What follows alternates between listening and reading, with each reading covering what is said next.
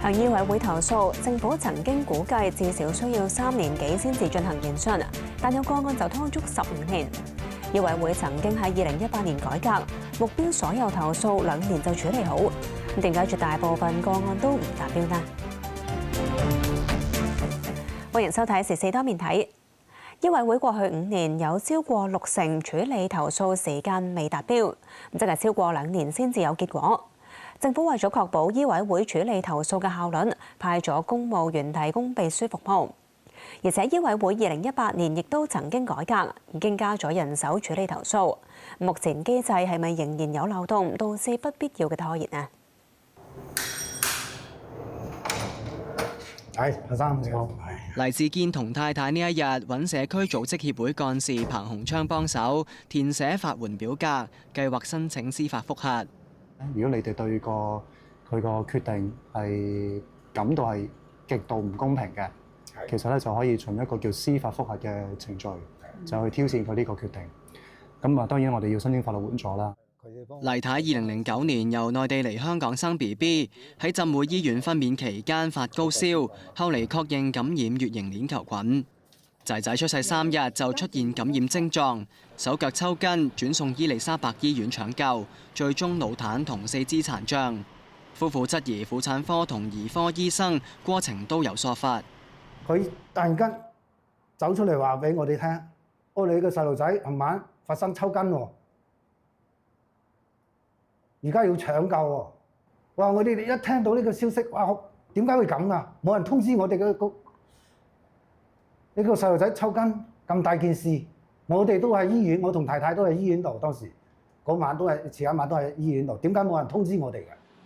夫婦質疑醫生延誤診斷，2010年向醫委會投訴婦產科同兒科醫生，其中1宗投訴2011年駁回，另1宗就等咗大約6年，到2016年7月第一次開庭，涉事醫生申請押後研訊獲批。18年之後就冇聯繫啦，到舊年嘅年底12月份，我哋嘅律師同埋我哋開個記者會，醫委會先諗起，仲有一件咁案，佢就開始同我哋律師聯繫，即係寫回信俾我哋。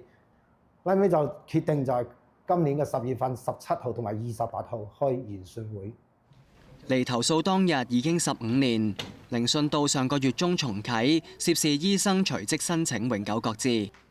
醫委會之後宣布，因為案件自涉事醫生第一次申請延期之後，已經過咗8年半，決定永久擱置研訊，以免對涉事醫生造成不公。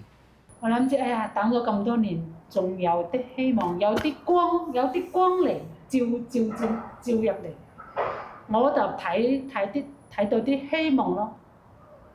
你睇而家呢啲希望。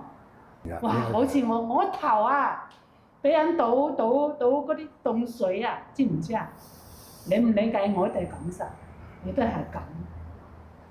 我個仔而家，真係有苦講唔出，10幾年喎。按醫委會既定程序處理對醫生嘅投訴，涉及3個主要部分。首先會由醫委會下嘅初步偵訊委員會主席同副主席作初步考慮。如果唔駁回投訴，下一步就係喺偵委會會上審理。律政司2021年曾經估算，頭2個程序一般需時1年半到2年幾。佢就係喺文件上去處理個投訴嘅，佢會睇返相關醫療記錄啦，相關投訴人嘅講法啦。同埋佢會邀請可能問翻相關醫生有個咁嘅投訴啦，有冇啲咩回應？亦都會牽涉可能複雜一啲啦，就係有專家上嘅一啲意見啦。所以呢個情況之下咧，要嘅時間相對耐嘅，我諗1年半載都已經算快㗎啦，都唔係好出奇㗎啦。若果偵委會會後認為投訴表面證據成立，就會轉交醫委會研訊小組排期聆訊。呢個階段就會邀請投訴人作證，同涉事醫生答辯，驗證各方說法，一般亦都需要1年。你可以想象下啦，就係大家各執一詞，所以其實係的確係會牽涉好多細節嘅。如果我好簡單講，純粹有一個人有個病人出嚟講話，醫生冇講某樣嘢，醫生個講法可能就係我有講某樣嘢。咁第三者嚟講，咁我點判斷呢？其實都係好難嘅一件事嚟嘅。但醫委會一直積壓大量投訴個案。2017年政府已經估計由醫委會收到投訴到進行個案研訊，平均需要大約6年。即使醫委會2018年改革，話目標2年內處理好所有個案，至今亦都未曾達標。雖然而家講嘅係話98%都係4年，但係其實都係距離2年呢個目標都係好遠㗎。而家都請咗好多人，資源亦都係多咗好多。咁其實而家呢一刻係未達到我哋想要嘅一個目標。似乎而家呢一刻呢，都係要注入更加多嘅資源，先至係可以再進一步去壓縮呢一個嘅流程。過去5年，醫委會一共處理咗大約8700宗投訴個案，其中大約80%，即係大約7000宗，最後遭到駁回。但計及呢一類只係涉及3步流程入面第一步嘅相對簡單個案，整體仍然只有39%嘅個案係喺2年內處理好。有協助處理醫療投訴嘅大律師話，唔少個案卡喺初步偵訊委員會。有啲情況話，如果我得知一啲新嘅資訊呢，有個機會係翻去初步偵訊委員會去再考慮嘅，應唔應該繼續一個研訊嘅？因為講得簡單啲就係其實可以去下翻轉頭嘅，有個咁嘅機制嘅。當然要視乎係處理緊一個咩情況啦。都通常可能係講緊一啲關於專家證據啊，常有啲嘅跟進嘅事情嘅。咁所以呢啲部分嚟講呢，都係要一定時間處理嘅嘢嚟嘅。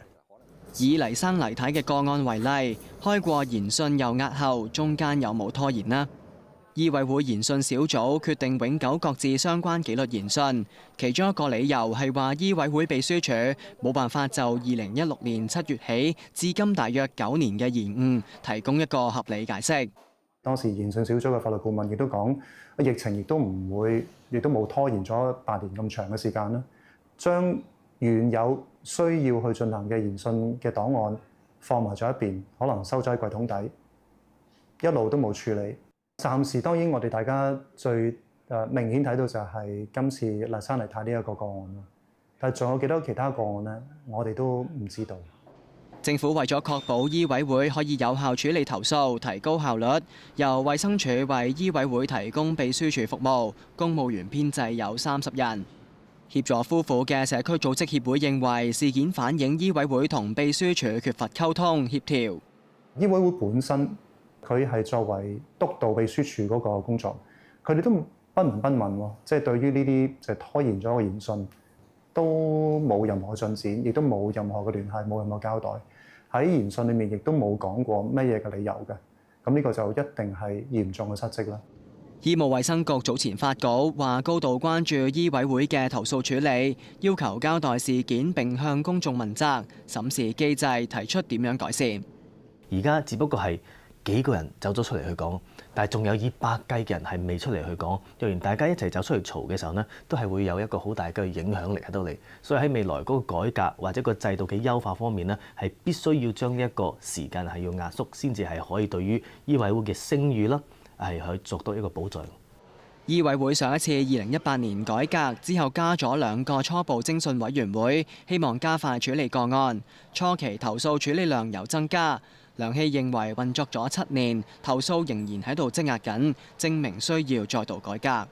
如果係因為甩漏而導致有10幾年都係冇一個解釋或者冇 close 到 file 嘅話呢，咁我哋要作出一個改革啦。咁比如話，因為係好多唔同嘅人同時去跟進一啲交叉作業嘅 case 嘅話，咁然之後呢，到最後就係跟甩咗啦。咁因此喺未來嚟講法咧，必須係有專責嘅人或者係小組去跟翻一啲個案，咁先至係會更加理想。時事多面睇，今集時間好啦，拜拜。